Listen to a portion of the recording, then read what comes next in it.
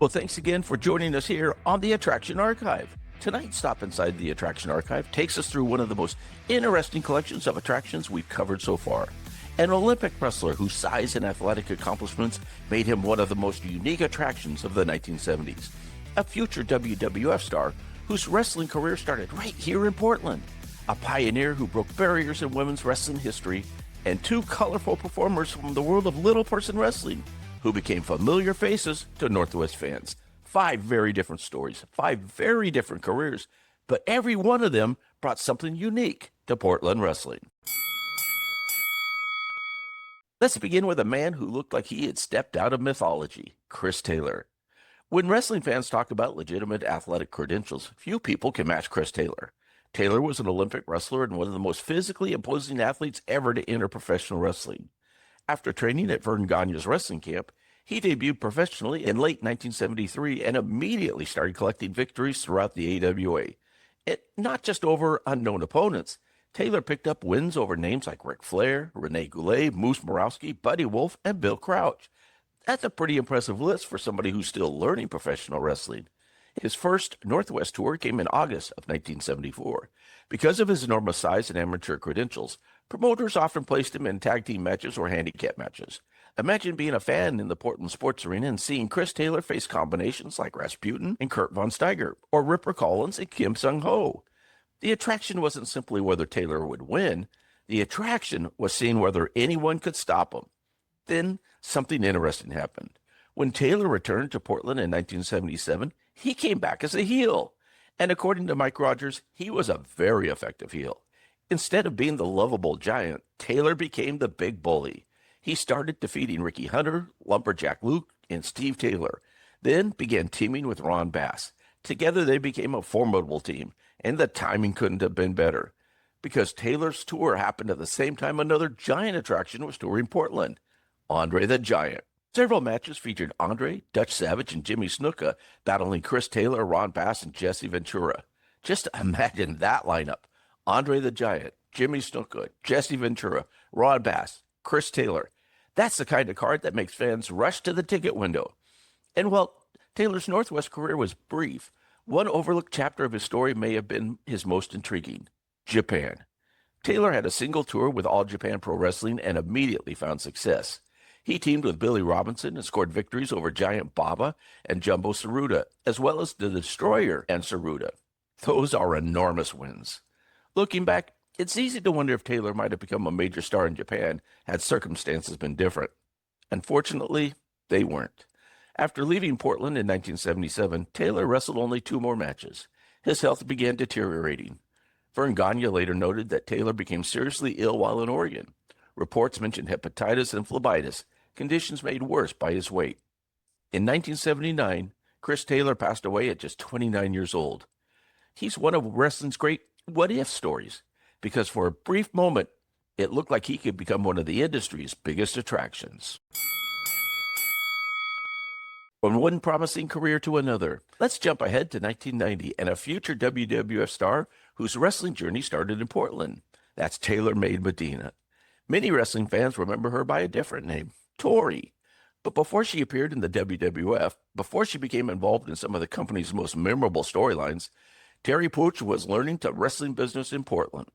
Initially known as Taylor Made Medina, she made her professional debut in 1990 after being trained by Brad Reagans. And that's one of the fascinating things about Portland wrestling in 1990. The territory was still producing future stars. At the time, nobody knew Taylor Made Medina would eventually become Tori in the WWF. She was simply another young wrestler trying to make her way. But those early matches matter. They're the foundation of everything that comes later. Mike Rogers' notes include an interesting historical footnote. On May 4th, 1991, she wrestled Judy Martin Portland while using the name Terry Power. The result isn't listed on most wrestling record sites. That's exactly the kind of detail that makes wrestling historians smile. A little piece of history that might otherwise have disappeared.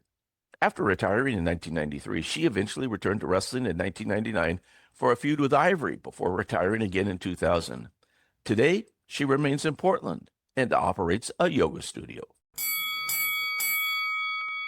Now let's move to someone whose contributions to wrestling history deserve far more recognition, Sandy Parker. Sometimes an attraction is memorable because of who they are. sometimes because of what they accomplished, and sometimes because they helped make history. Sandy Parker did all three. On September 16th, 1975, Parker faced Marie Antoine at the Portland Sports Arena. The match wasn't just another match. It was the first women's match held in Portland in 20 years. Think about that, 20 years. An entire generation of fans had never seen a women's match in Portland. Then Sandy Parker helped change that. A month later, she returned and entered a battle royal that included Bull Ramos, Jimmy Snuka, Jesse Ventura, Fritz von Snyder, Johnny Boyd, Johnny Eagles, and many others. Now, admittedly, things didn't go perfectly. Parker was eliminated first, and fellow female participant Paula Kay was eliminated third. But simply being part of that event was unusual and memorable. And her accomplishments outside of Portland were even more significant. In 1973, Parker captured the All Japan's Women's Pro Wrestling Championship. That alone would be noteworthy. But Parker also became the first black woman to hold the championship and the first openly gay woman to become a world champion wrestler. Those are historic achievements, and they deserve to be remembered. Now let's move back into the world of little person wrestling. That's a part of wrestling history that consistently produced some of the most memorable attractions on any card. First up, it's Cowboy Cottrell. Like many young wrestlers, Cowboy Cottrell learned from veterans, but not just any veterans. He was trained by two names we've already discussed on the Attraction Archive, Cowboy Ling and Little Tokyo. That's a pretty good wrestling education. Standing 4'7" and weighing 121 pounds, Cottrell was larger than many of the other little wrestlers of his era. He first appeared in Portland in 1987 under the name Bad Boy Brown. There, he feuded with Little Mr. T and worked mixed tag matches alongside Joey Jackson and Moondog Moretti. Then, in 1989, he adopted the Cowboy name and continued using it during his 1990 Portland appearances before retiring later that year. His Portland run wasn't lengthy, but it connected two generations of little person wrestling through the mentorship of Cowboy Ling and Little Tokyo.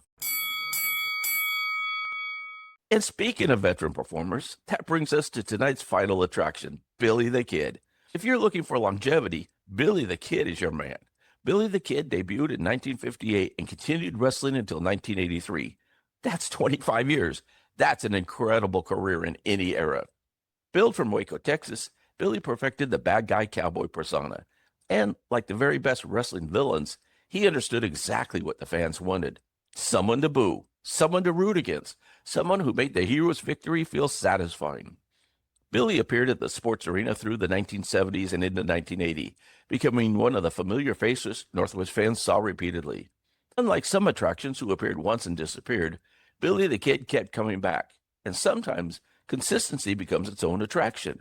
Fans knew who he was, they knew what he represented, and they knew they were going to enjoy watching somebody trying to shut him up. After a remarkable 25-year career, Billy retired in 1983 and passed away in 2013 at the age of 76. And that's going to close the book on another trip through the Attraction Archive. Tonight, we explored the story of Chris Taylor, the Olympic giant whose wrestling career ended far too soon. Taylor Made Medina, who began in Portland before becoming Tori in the WWF. Sandy Parker, a true pioneer who helped make wrestling history. Cowboy Cottrell, carried on the traditions of Little Tokyo and Cowboy Ling. And Billy the Kid, a veteran attraction whose career lasted a quarter century. Different eras, different paths, different reasons fans remembered them. But each one helped make Portland wrestling a place where fans could always expect something unique. I'm your host, Frank Culbertson, and on behalf of Portland wrestling historian Mike Rogers, thanks for joining us for another chapter inside the Attraction Archive. This series is based on the incredible historical research found in the Encyclopedia of Portland Wrestlers by Mike Rogers. It's available now on Amazon. New episodes of the Attraction Archive drop every Friday on Spotify, Apple Podcasts, and YouTube. So make sure to follow, subscribe, and join us next week as we continue exploring the special attractions, unforgettable personalities, and unique stories that help shape Portland wrestling history. Hey, thanks for listening, everybody, and we'll see you next time inside the Attraction Archive.